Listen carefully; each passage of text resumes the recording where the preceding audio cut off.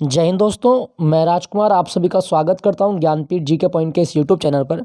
दोस्तों आइए शुरू करते हैं एसएससी एमटीएस परीक्षा 2023 हवलदार का जो एग्ज़ाम होने वाला है एमटीएस के लिए, तो उसका मॉक टेस्ट। दोस्तों ये मॉक टेस्ट आपको जो अगर आप एसएससी 10+2 का एग्ज़ाम देने वाले हैं उसके लिए भी हेल्पफुल है। हवलदार एमटीएस का जो एग्ज़ाम होने वाला है उसके लिए भी ये होगा, और आने वाले जो भी आपके एग्ज़ाम है सबके लिए किफ़ायती है। तो चलिए शुरू करते हैं आज का मॉक टेस्ट। 25 प्रश्न लेके आया हूँ आपके लिए। तो पहला प्रश्न क्या कहता है आपकी स्क्रीन पर? दोस्तों पहला प्रश्न आपके लिए क्या कहा गया है? महाबलीपुरम में स्मारकों के समूह को किसने बनवाया है? दोस्तों महाबलीपुरम में जो स्मारक हैं इनको रथ मंदिर कहा जाता है, और ये तमिलनाडु में है। पहली बात तो आप याद रखिएगा, ये क्वेश्चन आता है एग्जाम में कि महाबलीपुरम के जो मंदिर हैं ये कहाँ पर हैं, तो ये तमिलनाडु में है। और ये किसके द्वारा बनवाए गए? तो दोस्तों ये पल्लव राजवंश के राजाओं ने बनवाए हैं। ऑप्शन बी इसका सही जवाब है।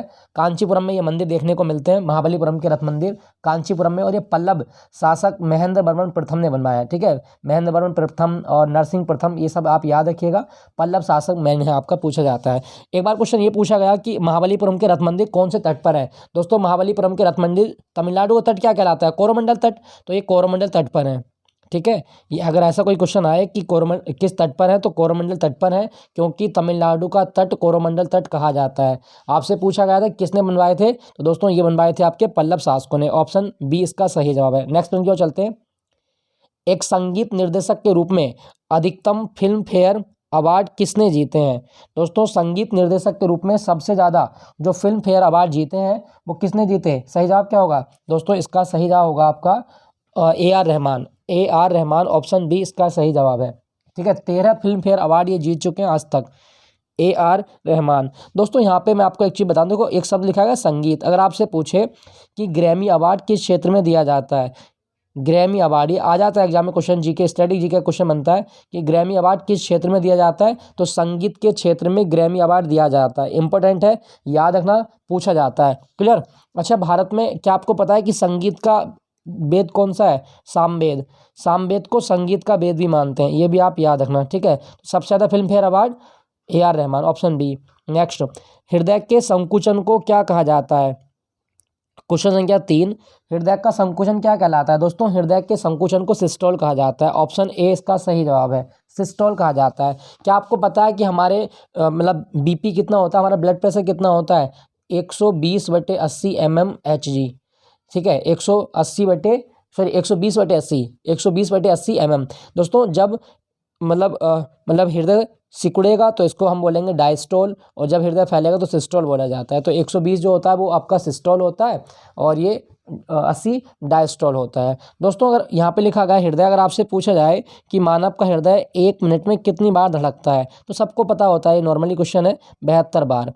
मानव का हृदय जो सामान्यतः नॉर्मल स्टेज में धड़केगा तो 72 बार, और हमारे हृदय की एक धड़कन बनने में कितना समय लगता है? 0.8 सेकंड। ध्यान रखना यहाँ 0.8 सेकंड होता है, 8 सेकंड मत लगाइएगा, वो गलत हो जाएगा। 0.8 सेकंड। क्लियर? अगर आपसे पूछा जाए कि हमारा हृदय जब एक बार धड़कन करता है तो एक धड़कन में कितना ml ब्लड पंप करता है? दोस्तों एक मतलब बीट में 70 ml ब्लड पंप होता है, ये आप याद रखिएगा। 70 ml ब्लड पंप करता है हमारा हृदय, पूछा जाता है। और हृदय के भीतर कितने चैम्बर होते हैं? दोस्तों मानव का हृदय और स्तनधारी वर्ग का हृदय 4 चैम्बर में विभक्त होता है। साथ साथ पक्षियों के हृदय में 4 चैम्बर होते हैं, याद रखना। और हृदय को घेरने वाली झिल्ली क्या कहलाती है? पेरिकार्डियम। हृदय जिस पैकेट के अंदर बंद रहता है उसे पेरिकार्डियम कहा जाता है, आप याद रखिएगा, इंपॉर्टेंट है। क्लियर दोस्तों?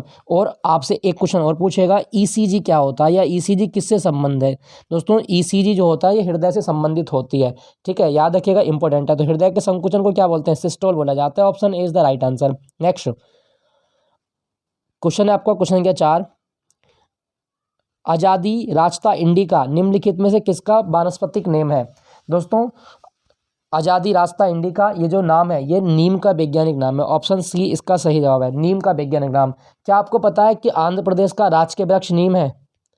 आंध्र प्रदेश का राजकीय वृक्ष नीम है, ये आप याद रखिएगा, इंपॉर्टेंट है। पूछा जाता है कि किस राज्य का राजकीय वृक्ष नीम है, तो आंध्र प्रदेश का। एक बार क्वेश्चन और आया था, चंदन का वृक्ष किस राज्य का राजकीय वृक्ष है? तो चंदन के वन कहाँ होते हैं? कर्नाटक में, याद रखना, चंदन का वृक्ष कर्नाटक का। और अपने यूपी का क्या है? अशोक। ठीक है, अशोक यूपी का राजकीय वृक्ष है, याद रखिएगा, इंपॉर्टेंट है। क्लियर? नेक्स्ट की ओर चलते हैं।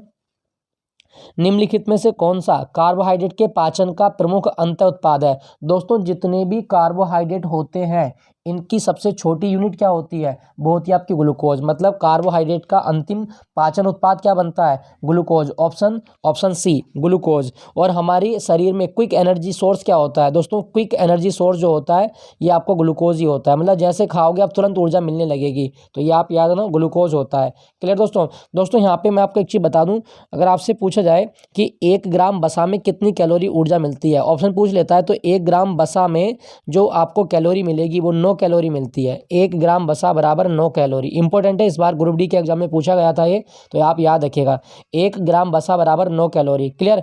चलिए अगले प्रश्न की ओर चलते हैं। अच्छा यहाँ पे लिखा गया आपका सेलुलोज। अगर आपसे पूछे प्लांट सेल वॉल किसकी बनी होती है? पादप कोशिका भित्ति किसकी बनती है? दोस्तों पादप कोशिका भित्ति सेलुलोज की बनी होती है, आप याद रखिएगा, इंपॉर्टेंट है, पूछा जाता है। क्लियर? चलिए कार्बोहाइड्रेट का पाचन का अंतिम उत्पाद ग्लूकोज होता है। ऑप्शन सी इसका सही जवाब है। नेक्स्ट प्रश्न, नेक्स्ट क्वेश्चन संख्या 6, निम्नलिखित तत्वों में से सबसे कम गलनांक किसका है? दोस्तों सबसे कम गलनांक किन ऑप्शन के अनुसार वो है आपका आर्गन का। कितना होता है आर्गन का गलनांक? -189.4, -189.4 डिग्री सेल्सियस होता है, आप याद रखिएगा। टाइटेनियम का 1688 होता है, 1668 सॉरी 1668 डिग्री सेल्सियस। और आपका टंगस्टन का तो बहुत होता है, 3400 के करीब में होता है, टंगस्टन 3422 होता है। तो ये सब चीज़ें आप याद रखें। इन ऑप्शन के अनुसार सबसे कम गलनांक किसका होगा? आर्गन का होता है, ये आप याद रखिएगा। ठीक है दोस्तों, अगर आपसे पूछा जाए कि विद्युत बल्ब का फिलामेंट किसका बनता है, तो बल्ब का फिलामेंट जो बनता है वो टंगस्टन का बनता है। बल्ब का फिलामेंट टंगस्टन का बना होता है, आप याद रखिएगा, इंपॉर्टेंट है, पूछा जाता है। नेक्स्ट प्रश्न की ओर चलते हैं। क्वेश्चन संख्या 7 क्या कहा गया है? नेक्स्ट है क्वेश्चन संख्या 7, सही देखते हैं। सल्फर का साधारण नाम क्या है? दोस्तों सल्फर का साधारण नाम जो होता है वो ब्रिमस्टोन होता है। ऑप्शन डी इसका सही जवाब है, ब्रिमस्टोन। ठीक है, अगर आपसे पूछे दोस्तों कि सल्फर का संकेत क्या होता है? एस, और इसकी जो रोम्बिक सिल्वर होता है उसको एसिड बताते हैं। तो आपसे पूछा गया था सल्फर का साधारण नाम ब्रिमस्टोन होता है। कंप्यूटर विज्ञान में HTML यानी कि HTML का पूर्ण रूप क्या है? दोस्तों HTML होता है हाइपर टेक्स्ट मार्कअप लैंग्वेज, यानी कि hyper text markup language. Option A इसका सही जवाब है, ऑप्शन ए, याद रखिएगा, पूछा जाता है। नेक्स्ट वन की ओर चलते हैं। काला घोड़ा कला उत्सव किस शहर में आयोजित किया जाता है? काला घोड़ा कला उत्सव जो होता है हर साल, ये मतलब 9 दिन तक मनाया जाता है, और ये हर साल फरवरी के महीने में होगा। ये भी आप याद रखिएगा, फरवरी के माह में होता है, और ये मुंबई में होता है। ऑप्शन डी इसका सही जवाब है। काला घोड़ा कला महोत्सव मुंबई, बहुत आता है, इस बार जीडी में पूछा गया था ये क्वेश्चन। काला घोड़ा कला महोत्सव कहाँ होता है? मुंबई में होता है। दोस्तों अगर आपसे पूछा जाए कि मुंबई जो है ये कौन से द्वीप पर स्थित है? मुंबई कौन से द्वीप पर स्थित है? सालसेट द्वीप पर स्थित है। मुंबई कौन से द्वीप पर स्थित है? सालसेट द्वीप पर स्थित है, ये आप याद रखिएगा, पूछा जाता है। चलो एक क्वेश्चन पूछता हूँ आपके लिए। अभी हरियाणा के फरीदाबाद जिले में एक मेला हुआ था, सूरजकुंड मेला। सूरजकुंड मेला अभी हुआ था, ये आपका 1 महीने तक होता है लगभग ये। तो आपको बताना है सूरजकुंड मेले में पार्टनर देश कौन से थे, मतलब कौन से संगठन के देश थे जो पार्टनर थे इस बार, फोकस कंट्री कौन थे सूरजकुंड मेले में? कमेंट में लिख के बताइएगा। सूरजकुंड मेला जो हरियाणा में लगा था, इसमें कौन कौन से देश फोकस देश थे? नेक्स्ट प्रश्न की ओर चलते हैं। अच्छा यहाँ पे ना एक शहर लिखा गया पुणे। कभी क्वेश्चन आए कि भारत में दक्कन की रानी किस शहर को कहा जाता है? दोस्तों भारत में दक्कन की रानी पुणे को कहा गया है, याद रखिएगा, इंपॉर्टेंट है। यहाँ पे लिखा गया आपका हैदराबाद। भारत में मोतियों का शहर यानी कि पर्ल सिटी किसे कहा गया है? भारत में मोतियों का शहर हैदराबाद को कहा जाता है, और ये मूसी नदी के किनारे है, याद रखना, इंपॉर्टेंट है। ठीक है, दिल्ली के बारे में आप जानते हैं, भारत की राजधानी है, आम आदमी पार्टी की सरकार है। चलिए अगले प्रश्न की ओर चलते हैं। निम्नलिखित में से कौन एक भारतीय शतरंज ग्रैंड मास्टर नहीं है? दोस्तों कोनेरू हम्पी बिल्कुल ग्रैंड मास्टर है, पृथु गुप्ता बिल्कुल है, हरिका द्रोणवल्ली ये भी हैं, लेकिन रानी रामपाल दोस्तों ये हॉकी खेलती है, ना कि शतरंज। ठीक है, इसका सही जवाब क्या होगा? ऑप्शन डी, रानी रामपाल जो है ये हॉकी खिलाड़ी, हरियाणा से आती है रानी रामपाल, तो ये आप याद रखिएगा। और राजीव गांधी खेल अवार्ड भी मिल चुका है इनको, ये पूछा जाए कभी। अच्छा अगर आपसे पूछे दोस्तों शतरंज में कितने खाने होते हैं बोर्ड पर? 64 खाने होते हैं, जिसमें फाइल और रैंक होती हैं। देखो ये जो कॉलम है इनको बोलेंगे फाइल, और ये जो होते हैं आपकी लाइनें इनको बोलेंगे आपका रैंक, याद रखिएगा, इंपॉर्टेंट है, पूछ लिया जाता है। अच्छा क्या आपको पता है कि भारत में पहली ग्रैंड मास्टर कौन थी महिलाओं में? भारत में पहली शतरंज ग्रैंड मास्टर महिला कौन थी? एस विजयलक्ष्मी। एस विजयलक्ष्मी ये भारत में पहली महिला शतरंज ग्रैंड मास्टर थी, 2001 में बनी थी, आप याद रखना। पुरुषों में पहला कौन था? विश्वनाथन आनंद। तो विश्वनाथन आनंद जो है ये भारत के पहले ग्रैंड मास्टर थे, 1998 में बने थे, ये आप याद रखिएगा। ठीक है दोस्तों, मैं आपको एक चीज़ और बता देता हूँ। अगर आपसे पूछा जाए कि माइंड मास्टर किसकी आत्मकथा है, तो माइंड मास्टर ये जो आत्मकथा लिखी गई थी ये विश्वनाथन आनंद की है। शतरंज ग्रैंड मास्टर विश्वनाथन आनंद की आत्मकथा है माइंड मास्टर। ठीक है, चलिए अगले प्रश्न की ओर चलते हैं। क्वेश्चन संख्या 11, क्या कहा गया है? एक न्यूनतम वेतन खाली स्थान में भरना है कि न्यूनतम वेतन में क्या चीज़ें होंगी। दोस्तों देखते हैं। देखो, न्यूनतम वेतन का मतलब क्या है कि निम्न कीमत है जिसके नीचे श्रमिक अपने श्रम को नहीं बेच सकता। तो मतलब है एक ऐसा मजदूरी जिससे कम मूल्य पर कोई भी मजदूर नहीं मिल सकता। ऑप्शन ए इसका सही जवाब है। ठीक है, ऑप्शन ए आपको याद रखना है। क्लियर? चलिए अगले क्वेश्चन की ओर चलते हैं। तो इसका सही जवाब ए हो गया। नेक्स्ट क्वेश्चन और देखते हैं। निम्नलिखित में से कौन सी किरणें त्वचा को क्षति पहुंचाती हैं? दोस्तों कौन सी विद्युत चुम्बकीय तरंगें हैं जिससे हमारी त्वचा डैमेज हो सकती है? तो वो सबसे ज़्यादा यूवी रेज, यूवी किरण। और यूवी किरण में भी कौन सी होती हैं आपकी? यूवीसी, अल्ट्रावायलेट सी जो होती है सबसे ज़्यादा घातक होती हैं हमारी त्वचा के लिए। याद रखना इसके बारे में। क्या दोस्तों आपको पता है कि ओजोन परत जो होती है ये किससे हमारी रक्षा करती है? दोस्तों ओजोन लेयर जो होती है ना ये हमारी अल्ट्रावायलेट किरणों से ही रक्षा करती है। याद रखना, आपसे पूछा जाता है। ठीक है, अगर आपसे पूछा जाए मानव शरीर का सबसे बड़ा अंग कौन सा है? दोस्तों त्वचा। त्वचा मानव शरीर का सबसे बड़ा अंग होती है, ये आप याद रखिएगा। और अगर आपसे पूछे कि त्वचा की सबसे ऊपरी परत क्या है? एपिडर्मिस। त्वचा की सबसे ऊपरी परत को एपिडर्मिस कहा जाता है, आप याद रखिएगा, इंपॉर्टेंट है, पूछ लिया जाता है। दोस्तों यहाँ पे लिखा गया आपका इंफ्रारेड। अगर आपसे क्वेश्चन आए टीवी के रिमोट में कौन सी तरंगें प्रयोग होती हैं? इंफ्रारेड तरंगें प्रयोग होती हैं। नेक्स्ट प्रश्न की ओर चलते हैं। ग्रेट हिमालयन नेशनल पार्क किस राज्य में है? दोस्तों great Himalayan national Park Himachal में है। ऑप्शन सी इसका सही जवाब है। ठीक है, और 2014 में इस नेशनल पार्क को यूनेस्को की सूची में शामिल किया जा चुका है। तो great Himalayan national Park Himachal में है, ये आप याद रखें। हिमाचल में मैं आपको दो नेशनल पार्क और बता देता हूँ। एक पिन वैली बहुत पूछता है आपके एग्जाम में।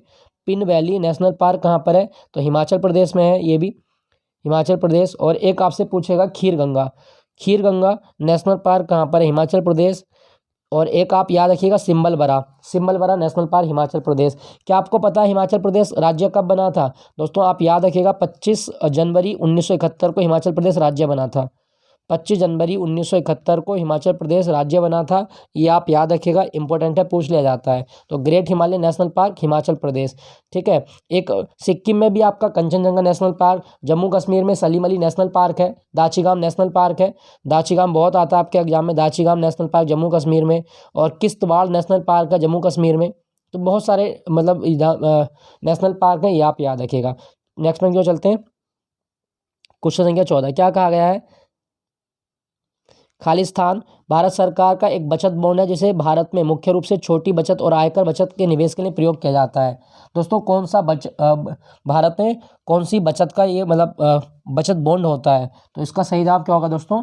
भारत में राष्ट्रीय बचत प्रमाण पत्र। राष्ट्रीय बचत प्रमाण पत्र यानी कि ऑप्शन सी, राष्ट्रीय बचत प्रमाण पत्र इसका सही जवाब है। एक ऐसा बॉन्ड है भारत में जो छोटी बचत और आयकर बचत निवेश के लिए प्रयोग किया जाता है, आप याद रखिएगा। दोस्तों यहाँ पे लिखा गया आयकर। अगर आपसे पूछा जाए भारत में आयकर दिवस कब होता है? 24 जुलाई को आयकर दिवस मनाया जाता है। 24 जुलाई को आयकर दिवस होता है, आप याद रखिएगा। नेक्स्ट में क्यों चलते हैं। बुध सूर्य से कौन सा ग्रह है? दोस्तों देखो सूर्य के सबसे नजदीक ग्रह कौन सा है? वो बुध है। ऑप्शन ए, पहला ही ग्रह क्या है आपका? बुध है। आपको पता है कि हमारे सौरमंडल का सबसे छोटा ग्रह बुध है, और बुध जो है ये 88 दिन में सूर्य का चक्कर लगा देता है। 88 दिन में सूर्य का चक्कर लगाता है। बुध और शुक्र ऐसे दो ग्रह हैं जिनका कोई भी उपग्रह नहीं है, आप याद रखिएगा। ठीक है, बुध का दूसरा नाम क्या है? मरकरी। बुध को मरकरी भी कहा जाता है, ये आप याद रखना, मरकरी नाम है इसका। पूछ लेता है आपके एग्जाम में कि किस ग्रह का नाम मरकरी है, बुध का। नेक्स्ट प्रश्न की ओर चलते हैं। रायपुर किस राज्य की राजधानी है? दोस्तों रायपुर, ये आपको याद होगा, हल्का क्वेश्चन है। तो रायपुर जो है ये छत्तीसगढ़ की राजधानी है। ठीक है, रायपुर जो है छत्तीसगढ़ की राजधानी है, और इसका नाम बदल के क्या रखा गया था? अटल नगर। रायपुर का नया नाम अटल नगर भी है, आप याद रखिएगा, इंपॉर्टेंट है, पूछ लेता है। अच्छा, क्या आपको पता है छत्तीसगढ़ 1 नवंबर सन 2000 को बना था? छत्तीसगढ़ 1 नवंबर सन 2000 को बना था। आप याद रखिएगा, पूछ लेता है आपके एग्जाम में। क्लियर। अच्छा, छत्तीसगढ़ का मैं आपको एक डांस बता देता हूँ, वो है आपका पंडवानी। बहुत आता है आपके एग्जाम में, पंडवानी डांस कहाँ का है? तो पंडवानी डांस छत्तीसगढ़ का है। एक आपसे पंथी और पूछेगा, पंथी डांस ये इस बार जीडी में आया था। पंथी डांस कहाँ का है?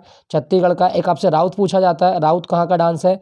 ठीक है। एक आपसे दंड नाचा पूछेगा, छत्तीसगढ़ का है। तो ये सारी चीज़ें आप याद रखिएगा। दोस्तों आपको ना एक चीज़ और मैं बता देता हूँ, अगर आपसे पूछे कांगेर वैली, कांगेर वैली या कांगेर घाटी नेशनल पार्क किस राज्य में है? तो Kanger valley national park Chhattisgarh में है, आप याद रखिएगा। और छत्तीसगढ़ का एक त्यौहार है हरेली। हरेली कहाँ का त्यौहार है? छत्तीसगढ़ का। तो रायपुर राजधानी छत्तीसगढ़। नेक्स्ट प्रश्न की ओर चलते हैं। अच्छा, यहाँ पे ना एक राज्य लिखा गया तेलंगाना। तेलंगाना कब बना था? 2 जून 2014 को। तेलंगाना कब बना था? 2 जून 2014 को तेलंगाना बना था, आप याद रखिएगा। नेक्स्ट है आपका बिम्बिसार किस साम्राज्य के राजा थे? दोस्तों बिम्बिसार किस साम्राज्य के राजा थे? तो इसका सही जवाब क्या होगा? बिम्बिसार हर्यंक वंश के राजा थे। सही जवाब है हर्यंक वंश। ऑप्शन ए इसका सही जवाब है, हर्यंक वंश के राजा थे, आप याद रखिएगा। क्या आपको पता है कि बिम्बिसार को सिरेनिक भी कहा जाता था? सिरेनिक, बिम्बिसार को सिरेनिक भी कहा गया है, ये आप याद रखिएगा, इंपॉर्टेंट है, पूछा जाता है। क्लियर। चलिए अगले प्रश्न की ओर चलते हैं। तो क्वेश्चन संख्या 18 क्या कहता है? प्रथम विश्व युद्ध किस वर्ष में हुआ था? दोस्तों प्रथम विश्व युद्ध जो शुरू हुआ था ये आपका 1914 में शुरू हुआ था, 28 जुलाई को। तो 28 जुलाई 1914 को प्रथम विश्व युद्ध लड़ा गया था। ऑप्शन ए इसका सही जवाब है। ठीक है दोस्तों, आप याद रखिएगा। और द्वितीय विश्व युद्ध कब स्टार्ट हुआ था? 1939 में। दोस्तों जब भी मुझे युद्ध मतलब याद आता है, मुझे एक किताब याद आती है, युद्ध के ऊपर लिखी गई है, war and peace. War and peace. और ये एग्जाम में कई बार क्वेश्चन रिपीट हो चुका है कि वॉर एंड पीस किसके द्वारा लिखी गई किताब है? तो टॉलस्टॉय ने एक किताब लिखी थी जिसका नाम था वॉर एंड पीस। तो आप भी याद रखिएगा कि वॉर एंड पीस किसकी किताब है? टॉलस्टॉय। और महात्मा गांधी टॉलस्टॉय की किताबें पढ़ के सबसे ज़्यादा इफेक्टिव थे, याद रखना इसके बारे में। प्रथम विश्व युद्ध 1914। नेक्स्ट प्रश्न, भारत के प्रसिद्ध मंगल मिशन का नाम क्या था? दोस्तों भारत के जो मंगल मिशन का नाम था उसका नाम था मार्स ऑर्बिटर मिशन, यानी कि MOM। तो जवाब होगा MOM। सही जवाब है ऑप्शन सी। ठीक है, आप याद रखिएगा भारत का जो मंगल मिशन है ये आपका कौन से रॉकेट से गया था? PSLV C-25। PSLV C-25 से लॉन्च हुआ था और 5 नवंबर 2013 को लॉन्च हुआ था, 5 नवंबर सन 2013 को। ठीक है दोस्तों, क्या आपको पता है कि मंगल ग्रह को लाल ग्रह भी कहा जाता है? मंगल ग्रह को लाल ग्रह भी कहा जाता है। साथ साथ अगर आपसे पूछा जाए डीमोस और फोबोस किस ग्रह के उपग्रह हैं? तो डीमोस और फोबोस मंगल ग्रह के उपग्रह हैं, आप याद रखिएगा, इंपॉर्टेंट है। ठीक है, और मंगल ग्रह पर सौरमंडल का सबसे ऊंचा पर्वत भी है, निक्स ओलंपिया। निक्स ओलंपिया पर्वत जो सौरमंडल का सबसे ऊंचा पर्वत माना जाता है, ये कहाँ पर है? मंगल ग्रह पर है, ये आप याद रखिएगा। क्लियर। चलिए, तो आपसे पूछा गया था मंगल मिशन का नाम मार्स ऑर्बिटर मिशन, यानी कि MOM। नेक्स्ट प्रश्न, एक प्रक्षेपीय गति में क्षैतिज के साथ एक खड़ा कोण डैश पैदा करता है? दोस्तों प्रक्षेपीय गति में जब कोई पिंड क्षैतिज से कोई कोण बनाते हुए ऊपर की ओर प्रक्षेपित किया जाता है और उसका पथ परवलयाकार हो तो उसकी गति प्रक्षेपीय गति होती है। तो अगर आपसे पूछा जाए कि प्रक्षेपीय गति में क्षैतिज के साथ बड़ा कोण ऊंचा प्रक्षेपीय पथ पर बनाता है, सही जवाब क्या होगा? दोस्तों इसका सही होगा ऊंचा प्रक्षेप पथ। देखो सिंपली बात मानिए, यहाँ पे कोई मतलब सोर्स है और यहाँ से कोई वस्तु, तोप मान सकते हैं आप, तोप मानिए ये आपका धरातल है। अब तोप यहाँ पे आपकी रखी गई है, तोप का गोला कुछ इस तरह से जाएगा कर बनाता हुआ। तो एक ऐसी गति जिसमें पिंड का पथ परवलयाकार हो उसकी गति को बोलेंगे प्रक्षेपीय गति। और प्रक्षेपीय गति में ऊंचाई बहुत जरूरी है, ये आप याद रखिएगा। आपसे क्वेश्चन पूछेगा तोप के गोले की गति कौन सी होती है? प्रक्षेपीय गति। नल से निकले पानी की गति प्रक्षेपीय गति होती है, याद रखना इसके बारे में। प्रक्षेपीय गति में पथ कैसा होता है? परवलयाकार होता है, ये आप याद रखिएगा, इंपॉर्टेंट है। चलिए अगले प्रश्न की ओर चलते हैं। भौतिक मात्रा विद्युत चालकता की इकाई क्या है? दोस्तों भौतिक मात्रा विद्युत चालकता की इकाई जो होती है वो होती है सीमेंस। ऑप्शन डी इसका सही जवाब है, सीमेंस। अगर आपसे पूछा जाए ओम, ये प्रतिरोध का मात्रक होता है, ओम प्रतिरोध का मात्रक। लक्स प्रकाश की तीव्रता मापते हैं, ठीक है, प्रकाश की तीव्रता। नेक्स्ट क्यों चलते हैं।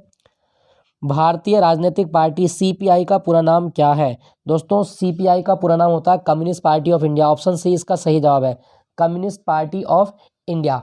याद रखना इंपॉर्टेंट है, पूछा जाए आपसे तो आप इसको याद रखिएगा, इंपॉर्टेंट है। क्लियर। चलिए अगले प्रश्न की ओर चलते हैं। नेक्स्ट प्रश्न आपका क्वेश्चन संख्या 23, भारत के राष्ट्रपति द्वारा राज्यसभा में कितने सदस्यों को नामित किया जा सकता है। दोस्तों भारत का राष्ट्रपति राज्यसभा में जो सदस्यों का मनोनयन करता है वो कितने सदस्य हो सकते हैं, उसका सही जवाब है ऑप्शन सी 12। आर्टिकल 80 में इस बात का उल्लेख है और ये प्रावधान हमारे संविधान में आयरलैंड के संविधान से लिया गया है। राष्ट्रपति द्वारा राज्यसभा में मनोनयन जो किया जाता है उसका प्रावधान आयरलैंड के संविधान से लिया है। आर्टिकल 80 में इस बात का उल्लेख है, याद रखिएगा, इंपॉर्टेंट है। ठीक है दोस्तों, अगर आपसे पूछा जाए भारत का प्रथम व्यक्ति कौन होता है, भारत का प्रथम नागरिक राष्ट्रपति होता है। और राज्यसभा जो है, राज्यसभा का मेंबर बनने के लिए 30 साल की आयु होना जरूरी है, न्यूनतम एज जो है वो 30 साल हो। नेक्स्ट आपका, मानव शरीर में श्वसन वर्णक क्या है। दोस्तों मानव शरीर में श्वसन वर्णक जो होता है वो क्या होता है, ऑप्शन सी हीमोग्लोबिन होता है। मानव शरीर में श्वसन वर्णक हीमोग्लोबिन होता है। और हीमोग्लोबिन में कौन सी धातु होती है, आयरन। हीमोग्लोबिन में आयरन धातु होती है, ये आप याद रखिएगा। हीमोग्लोबिन का मेन काम क्या है, हीमोग्लोबिन का मेन काम है ऑक्सीजन को ट्रांसपोर्ट करना शरीर में, याद रखिएगा, इंपॉर्टेंट है। ठीक है दोस्तों, यहाँ पे लिखा गया है मेलेनिन। अगर आपसे पूछा जाए हमारी त्वचा को रंग देने वाला पिगमेंट कौन सा है, मेलेनिन हमारी स्किन को कलर देता है। ठीक है नेक्स्ट प्रश्न, हीलियम के 52 किलोग्राम में कितने अणु उपस्थित होंगे। दोस्तों हीलियम के 52 किलोग्राम में कितने अणु उपस्थित होंगे, इसका सही जवाब क्या होगा। हीलियम के 52 किलोग्राम में, देखो कैसे निकालेंगे मैं बता देता हूँ इसका शॉर्ट तरीका। हीलियम के 52 किलोग्राम में देखो, जब भी हम वो निकालते ना, मतलब अणुभार, मतलब वो निकालेंगे अणुओं की संख्या, तो हम निकालते हैं पदार्थ का भार बटे अणुभार, पदार्थ का भार बटे अणुभार। ठीक है, ये आप याद रखिएगा। तो भार कितना है 52 किलोग्राम, अणुभार कितना बनेगा, हीलियम जो होता है 2 होता है। ठीक है, और इसका द्रव्यमान निकालेंगे, भार निकालेंगे तो 4 बनेगा। तो इसका 4 से डिवाइड कर दीजिए, तो 4 से काटेंगे आप कितनी बार, 13 बार। सही जाएगा ऑप्शन सी, हीलियम के 52 किलोग्राम में 13 अणु होते हैं, ये आप याद रखिएगा। ऑप्शन सी इसका सही जवाब है, ऑप्शन सी इसका सही जवाब होगा, आप याद रखिएगा। क्लियर दोस्तों, तो ये था एक छोटा सा मॉक टेस्ट, और आई होप ये सेशन आपको अच्छा लगा होगा। अच्छा लगे तो वीडियो को लाइक करिएगा। मिलता हूँ आपको अगले मॉक टेस्ट के साथ में। Thank you for watching Gyanpeeth G K point.